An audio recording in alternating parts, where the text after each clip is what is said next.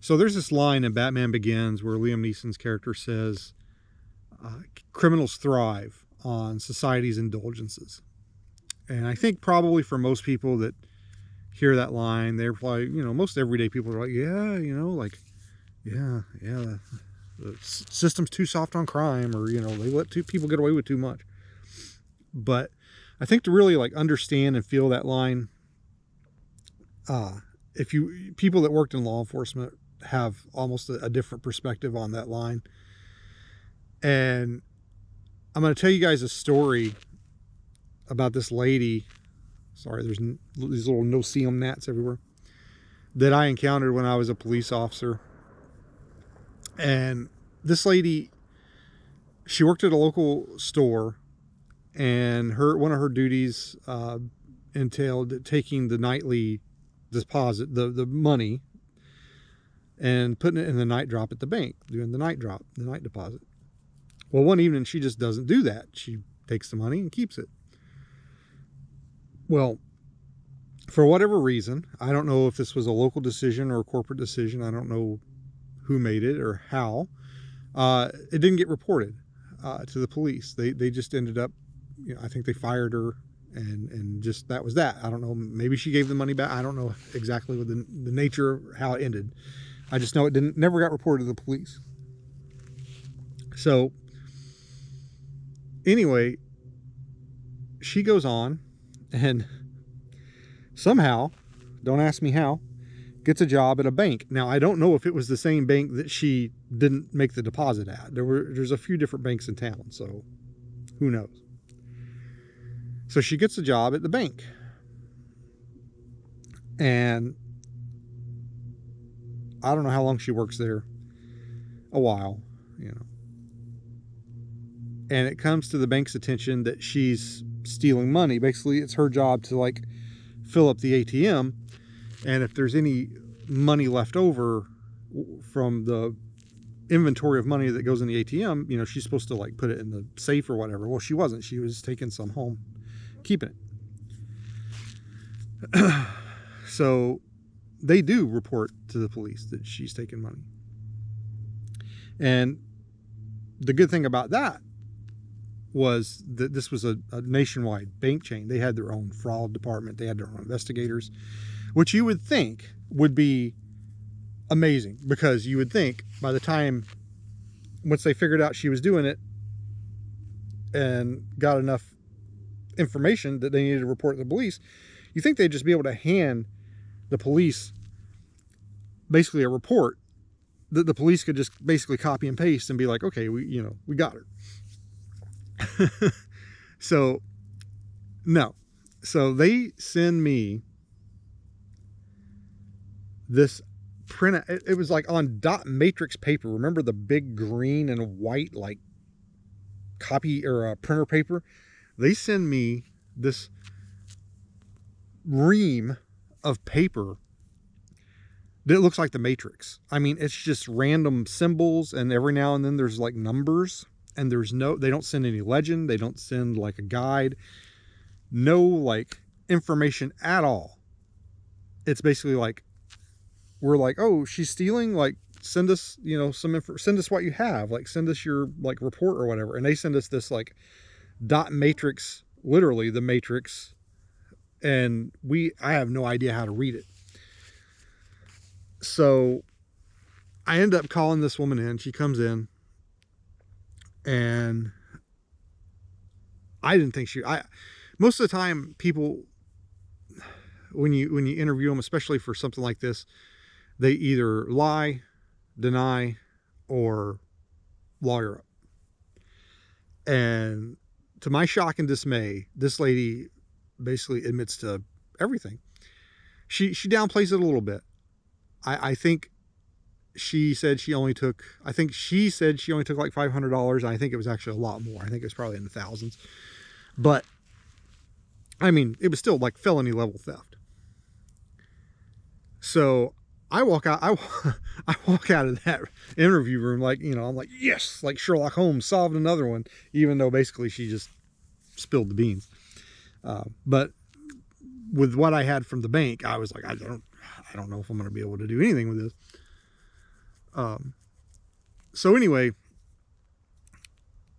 I get everything together, write a report, and I send the charging documents off to the district attorney's office. I'm like, here you go, we got her. This is pretty much a slam dunk case.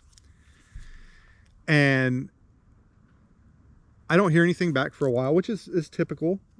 And the DA's office eventually, I think, tells me like, oh, well, you know, the bank decided they didn't want to press charges. And again, I don't know if that was a corporate decision.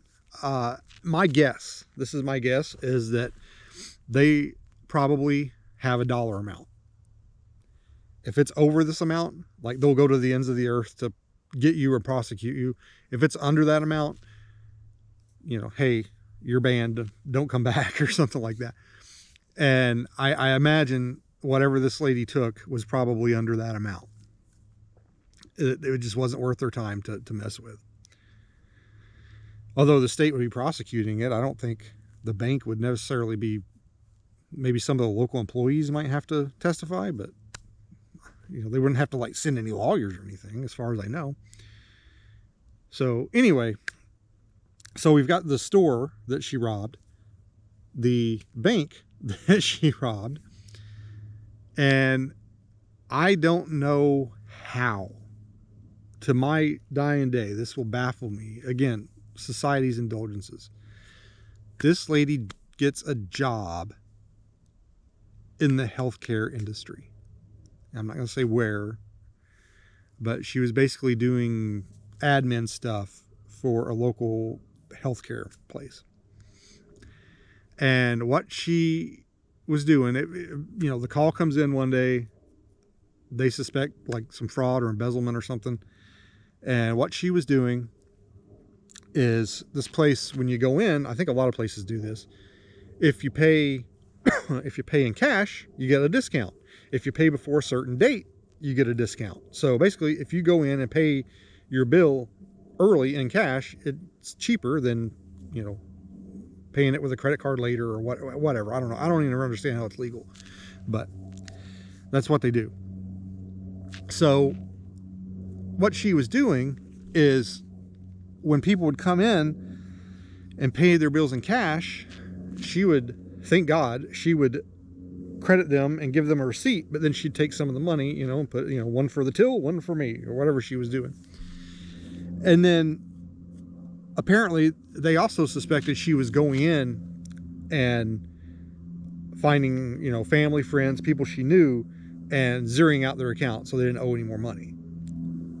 So they're, you know, they report she's doing that. And again, bring her in for an interview. Again, you know, she admits it, but she downplays it. You know, she just took a little bit, or, you know, she was going to put it back. It was just, you know, just to get her through the end of the month or whatever. I don't remember exactly what she said. And again, same thing. I write it up, send it to the DA's office, and the place that she worked with basically declined to prosecute, decided not to go forward with anything criminal. And I think maybe at this point, I think she was pregnant, and I think maybe that had something to do with it. I think they felt sorry for her. But think about that. This lady stole, and I'm guessing, I don't know the exact dollar. We'll probably never know the exact dollar amount. But in total, to these businesses, companies, tens of thousands of dollars, and faced absolutely no consequences for it whatsoever. And it wasn't because of the police. You know, when I was called, when I was informed of what she did, I did my job, got her confession, and sent it off to the district attorney's office, who would have prosecuted, but everyone she took from declined to prosecute.